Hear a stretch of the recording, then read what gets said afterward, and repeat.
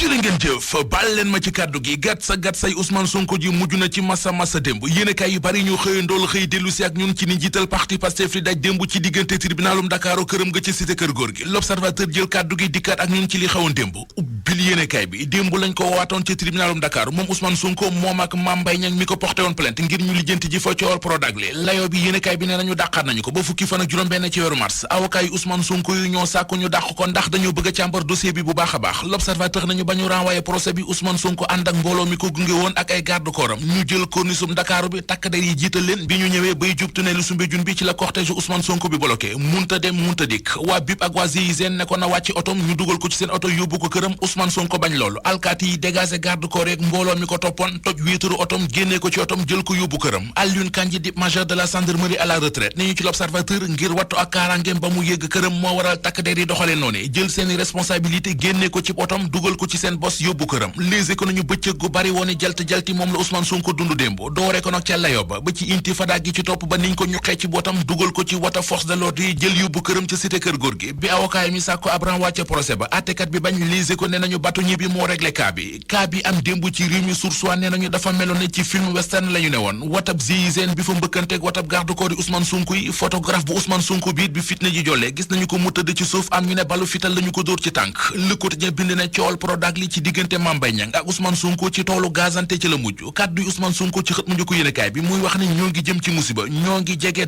dangereusement ligne rouge bi libération nañu Ousmane Sonko démb ba mu jugee tribunal di ñibbi këram waa BIP ñoo ko mujjee embarqué fa la force yóbbu ko këram cité kër góor gi ci ngoon gi mu bëggoon a génn ne day def ab conférence de presse gaa ñu dóor koy lacrymogène mu duggaat la Sénégal nañu force de l'ordre yi wane nañu démb ne bu ñu soxlaa ñëpp ñàkk journal L'Info gis ne moom kii di Ousmane Sonko dañu ko fitnaal démb séquestré ko biir këram réew mi quotidien nañu moom Sonko moo ko wax démb nee na jamono ji dañu koo def ci ak résidence surveillée alkaati yi ñëw buntu këram toogaanu ko munta dem munta dikk ci li ñu tegul fenn li tegewul fenn Walf Quotidien gis na ne mooy fitna ji ñu teg démb ci kaw Ousmane Sonko Le Témoin ñu ne ko moo taxit bari nañu ko ñaawlu ci réew mi La Tribune moom li mu gis moo di policiers yi ñoo acharné wu ci kaw Ousmane Sonko Enquête dina kay mi xëy di ñu wax fi avocat Ousmane Sonko yi jaar ba tax ñu renvoyé leen procès bi dollil nañu ci ne bésub démb bi taroon na lool Source A nañu dana gën a tar nag ndax Mame Mbaye Niang mi ko porté plainte yóbbu ko ci yoon fas so yéene dellu gannaaw te dafa mel ne ci fu dëgër la jógi moom mi jógi fu dëgër di Mame Mbaye Niang di ñu xamal ci yéenekaay bi ne la ma jàppoon ba tax ba coow lay soog a jolli ma ne président damay démissionné loolee moo fi nekk ba léegi li ma bëgg mooy wan askanu Sénégal gi yépp ne Ousmane Sonko du waxkatu dëgg jeunesse républicaine di waa COJER ci kàddug seen njiit Moussa Sow mi ngi ñuy wax ci la tribune ne mënoon nañoo def ab mobilisation ñu it ànd ak Mame Mbaye Niang gunge ko ba tribunal jële ko tribunal yóbbu ko ba këram waaye bu boobaa dañuy fàtt dëkk bi tooñ sénégalais yi am yitteeg farata yu ñu war a doxi waaye nag bu mu tax mukk ñu jàpp ne dañuy toog di seetaan Moussa Sow ne jeunesse républicain bi takku nañu ba dëgër taxaw ci alerte maximale ku ñu woo ci jàmmaarloo ñu fekk si la ci Moussa Sow ne Macky Sall mi ñuy këll-këlle ak du ko dugal ci wax ji dañoo war a xam ne moom tàllul ay détails moom Macky Sall président national ci xët mu njëkk Soleil national yéenekaay bi nañu weer ci weer wii ci lay def at ba ñu ko defee président Union africaine boobaak léegi ci pàttali février 2022 la woon ba février 2023 at bi mu jot a def ci bopp Union africaine bilan ba moom la ñu Soleil national xëy di defal keneen ku doon def ab bilan ba yéenekaay yu bari ñu xëyandool xëye ko tey ji moo di Ousmane Sylla directeur général bu Dakar Dem Dikk Le Témoin nañu démb la doon xayma téeméeri fan yi mu defagum ci bopp Dakar Dem Dikk ak la mu def ca kër ga li ñu mën a jàpp ci bilan bi yéenekaay bi nee nañu moo di Dakar Dem Dikk gi newoon ci ay jafe-jafe di clignoté rouge waa ji lijjanti na ko ba Dakar Dem Dikk di clignoté verte l'observateur nañu directeur général bu Dakar Dem Dikk wax na démbit ne Dakar Dem Dikk war naa jot lu toll ci junniy bis yu bees ak ñeenti téeméer te ci yooyee ñetti téeméer yi war nañoo tàmbalee daw ci réew mi ci weeru juin gii di ñëw journal Les Échos ñëw moom it ci téeméeri fan yu njëkk yi Ousmane Sylla def ci bopp Dakar Dem Dikk ba di ñu wax ne njiital Dakar Dem Dikk annoncé na ak wàññi guy dem ba ci 15% ci carburant bi wax na it ni recettes yi Dakar Dem Dikk di dugal danañu ko améliorer ci lu toll ci 45% mbégte 100% réew mi quotidien nee nañu moom la askan way yeewoo ci tundu Xaali Amar Fall di dund jamono ji li ko waral journal bi nee nañu moo di ñeent fukki village ak juróom yu fa nekk ñeenti weer ngi amuñum ndox ndax dañoo amee facture courant bu tolloon ci ñetti millions tax ñu coupé woon courant ba daan doxal forage ba gisuñu ndox dégguñu ko ndox moomee nag dana dellu siwaat ndax Mamadou Diagne si mbeng fay na facture ba Sadio Mané mi ñëppi laaj fan la toll ci blessure bi tontu li mi ngi ci yéenekaay ñu xëyandool